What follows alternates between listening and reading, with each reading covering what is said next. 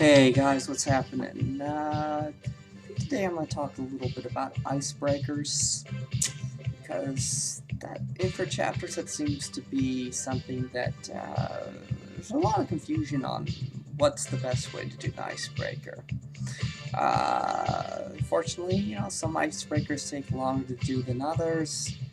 Generally, in our chapter Beta Zeta Nu, we generally just go in a circle and like, hi, I'm Ryan, I'm the vice president of fellowship, and I major in history, and this is where I want to transfer to, uh, or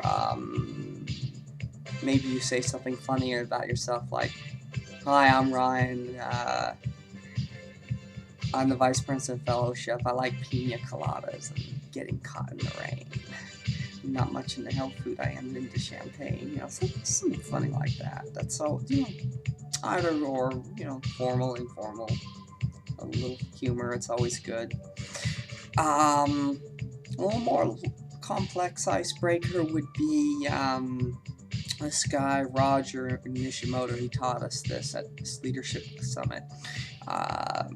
He's from one of our sister chapters, Beta Xi Eta, over at College San Taylor. Now he's really brilliant.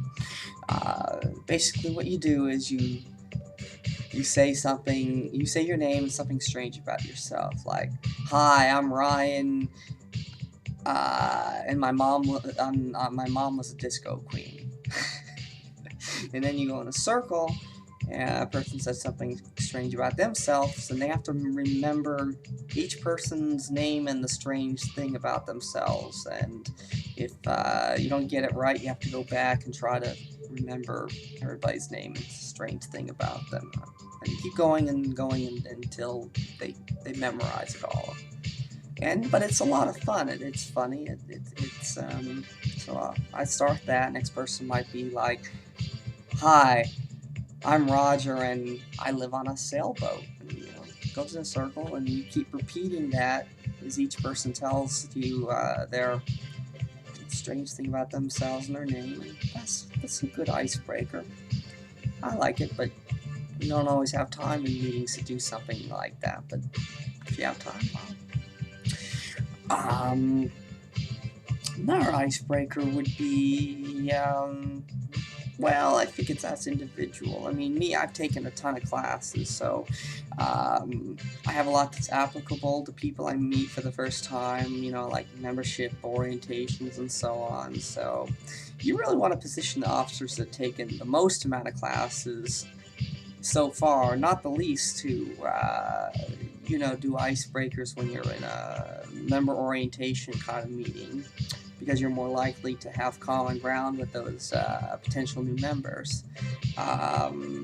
So there's very few people I can't get along with. So I find out what their major is, I find out what their interests are, and I try to, even if I don't find what they're interested in interesting, I still try to pretend like I'm really interested and try to find something in common with them. And my friend Casey Malashevsky, who was the international president a couple of years back, she suggested you just kind of use your instincts. You find 2 or 3 people you really like, you get their contact info, you just kind of call them up or email them a couple days later, whatever's most comfortable for them, and you just kind of coax them back, gently. You want to join our chapter, keep talking about the things in common with them, and that was something I learned from her that I really took to heart. So yeah, those are some examples of some icebreakers you can use.